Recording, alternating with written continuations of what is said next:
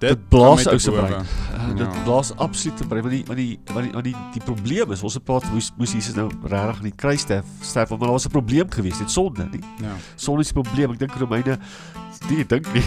Romeine, ja.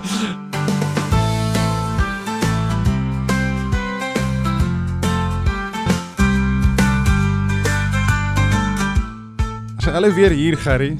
'n nuwe ou plek. En die kat kom weer. Ja, ons wil net baie dankie sê aan Suiderhof gemeente wie toelaat dat ons weer in hulle ateljee opneem. Ons waardeer dit verskriklik baie. Dit lyk tog so te mooi. Die dimensies lyk tog anders. So nou kan ons weer gemaklik lank en kort. Maar is nog steeds iets wat kort. Ja, so iets wat. Ek weet nie wat dit is nie. Bekertjies. Ja, nee. Hulle is nog steeds nie. Ja, ek het 'n Stanley, maar ek kan hom nou nie hiernatoe bring nie. Dus sal nie die durf dit doen nie. As hulle wil hê ons moet hulle borg, dan moet hulle maar self met ons praat. Ja. Maar ja, nee, dit is lekker om hier te wees en ons is met ons nuwe reeks besig. Ons is, nee? Ja. Mission Impossible of Mission Possible. Ja. Is 'n reeks wat ons onsself voorberei vir kan jy glo dat ons op pad sterk is na Paasfees toe? Ja, dit is ongelooflik en ek wil nog net sê dat Tom Cruise, die karakter wat hy speel, Ethan Hunt in Mission Impossible, is maar die naaste ding aan 'n pastoor in 'n besige moeilike tyd. Dis dinge werk net nie uit nie.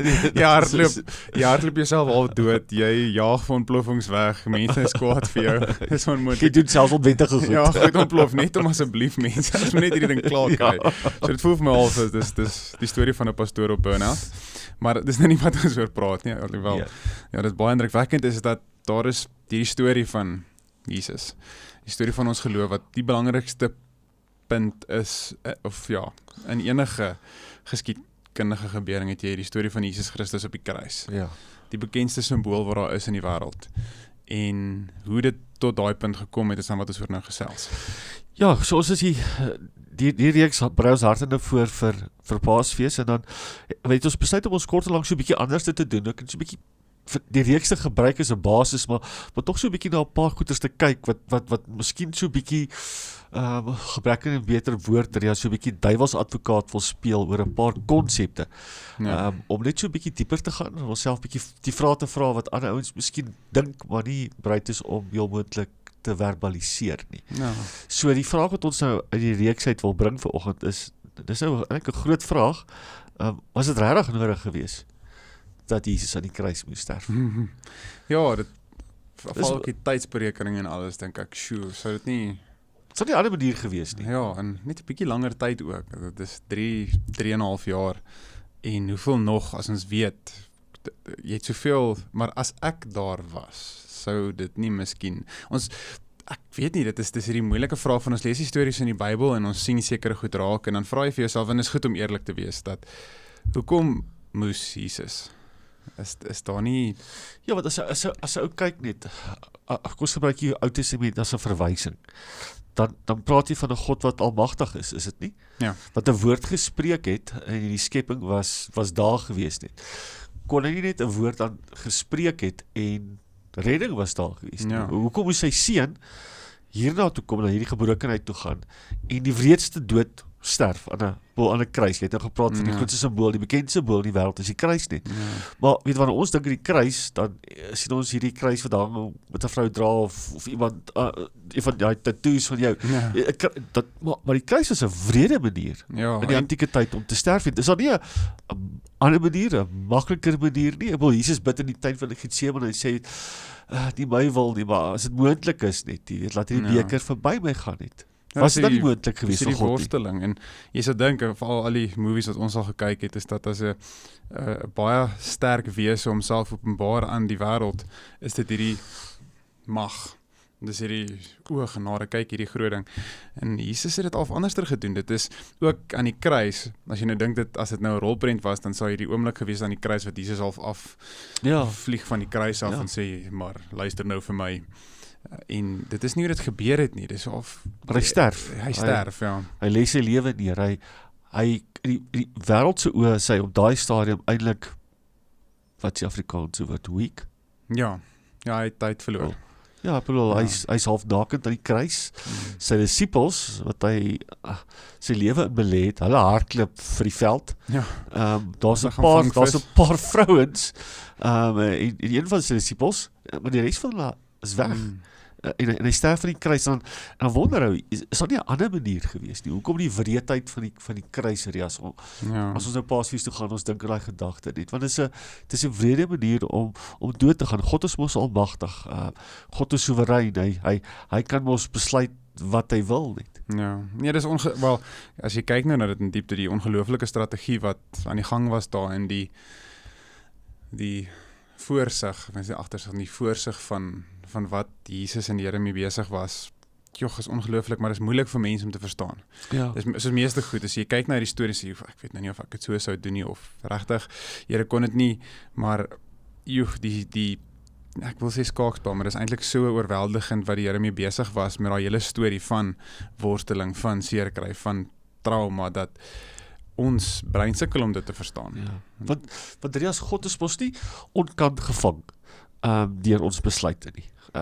Ons maak nie besluite en dan dink God, o genade, jy weet, hulle het dit gedoen, kom ek reageer daarop nie. So wanneer hy vir Adam en Eva maak, wanneer hy maak na sy beeld en sy gelykenis, daai oomblik toe hy sê in die begin, het hy ook gekyk na die kruis.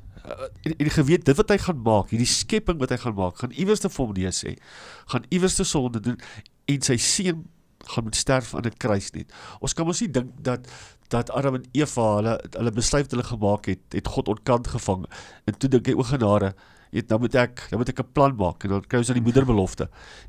Dis nogal 'n groot ding om aan te dink net, nee, dat die Here van die begin af ons so lief gehad het, dat hy geweet het, ons gaan teen hom kies. Ja, en dit gaan sy seun kos aan die kruis. Ja, en dis eintlik die mooi ding van liefde, is dat al weet hy dat dit is wat mense gaan doen, en hy weet wat die prys van hierdie sonde gaan wees.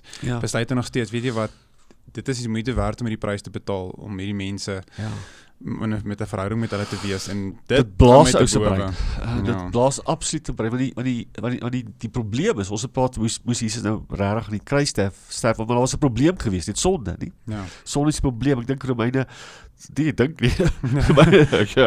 Romeine 3:23 sê dat ons almal het gesondig en dit ontbreek ons aan die heerlikheid van God. So dis die probleem wat die mens gehad het, nie God se probleem nie, ons probleem. En iemand moes gekom het om hierdie probleem uit te sorteer. Om God en mens naby aan mekaar te bring.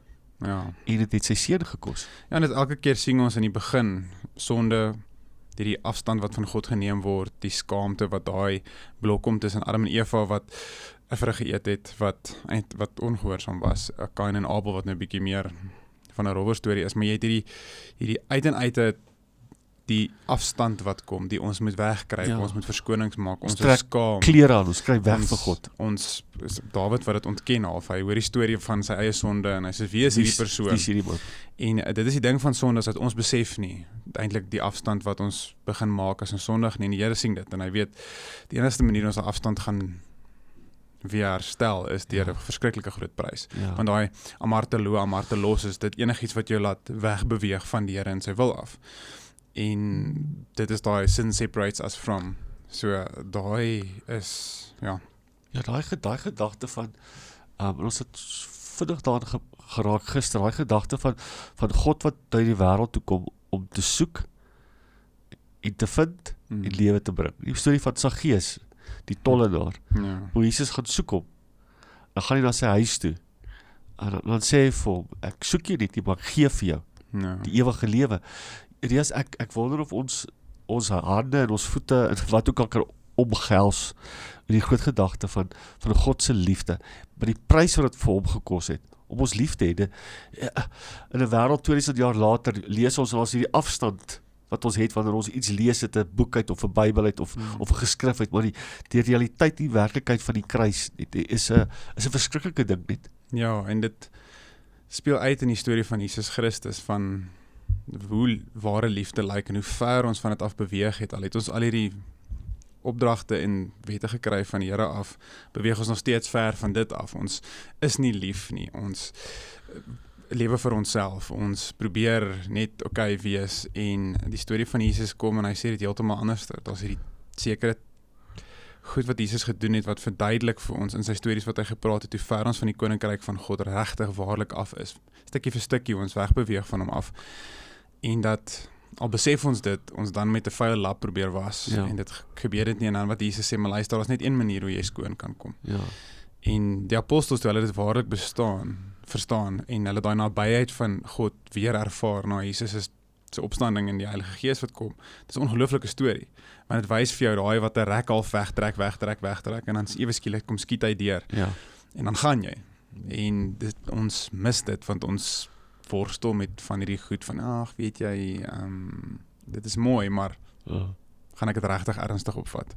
So die vraag wat ons gevra het, dat ons nie soos tipiese predikante van die onderwerp op weghardloop nie, was die kruis nodig gewees? Was sy dood in die kruis nodig gewees? Hebreërs 9 vers 22 sê, without the shedding of blood, there is no forgiveness of sin. Ja. So die prys, die antwoord vir die vraag eintlik, dit was nodig gewees. Ja, Want sonder die skenking van sy bloed, of die gee van sy bloed, die sterwe van Jesus aan die kruis, en sy bloed vir ons gevloei het aan die kruis, was aan die vergifnis van ons sondes. Al wat ons sondes kan toemaak, en 'n God wat regverdig is, 'n God is just, was sy seun aan die kruis gewees. Ja. Dit is die mooie storie van God, Rias, dat hy ons maak. Hy vorm Adam, hy vorm hom, hy maak hom, en die oomblik as hy hom maak, dan sien hy sonde. Dan sien hy sy seun aan die kruis.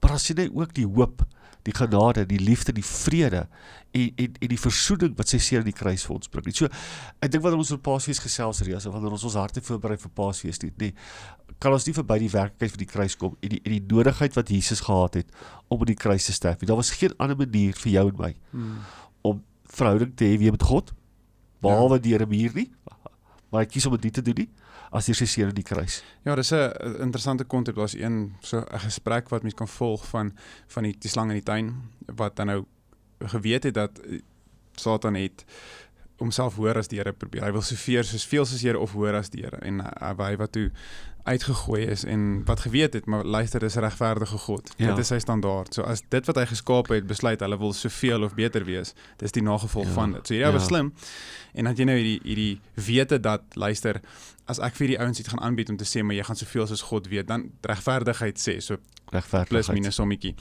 En dit is wat gebeur het in Adam en Eva se besluit, en ons besluit elke dag met baie goeders wat ons doen, is dat ek weet God sê vir my ek moet dit doen, maar ek dink ek weet beter, so kom ek doen dit eerder so. Dis baie waar. En nou weet God dat die enigste manier hoe hierdie prys betaal kan word, is iemand sonder sonde vrywillig sy lewe vir hierdie prys gee en onskuldig doodgaan vir dit. En daar is geen iemand sonder sonde nie. Die enigste wese sonder sonde is Jesus, is God self. So ek stuur my seun, ek stuur my woord na hierdie aarde toe, om dan daai prys te gaan betaal, en op 'n brutale manier dit te gaan betaal, en onverwags die duiwel of Satan vang met dit, om te sê dat jy dink jy het gewen, maar wat jy nie besef het nie, is dat hierdie persoon wie aan 'n kruis hang is sonder sonde, en hy kom betaal nou hierdie prys, en daar is oorwinning. Op geen ander manier kan dit gebeur nie, geen ander manier nie, want ons is nie slim genoeg nie, ons is nie goed genoeg nie, en die duiwel weet dit.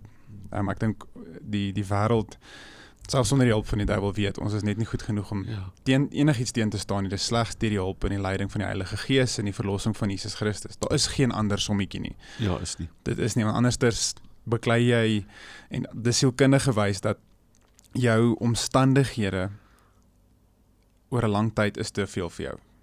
As die omstandighede sekere manier lyk, is daar 'n punt wat jy as mens nie dit alleen kan doen nie. Jy moet kort of mense om jou te help, of jy kort iets buite jouself om dan in te staan en daai omstandighede te breek. Daai mense om jou te breek en te sê dat, luister, hier is hierdie ding, en dis wat Jesus se bloed kom doen het. Dit het kom skoon was. Anders is ons besig om half hierdie dooie lijk met parfuum te spuit. En dit vat elke nou en die stink weg, want ons doen goeie goed, maar nooit sal dit ons werke lewe kry nie.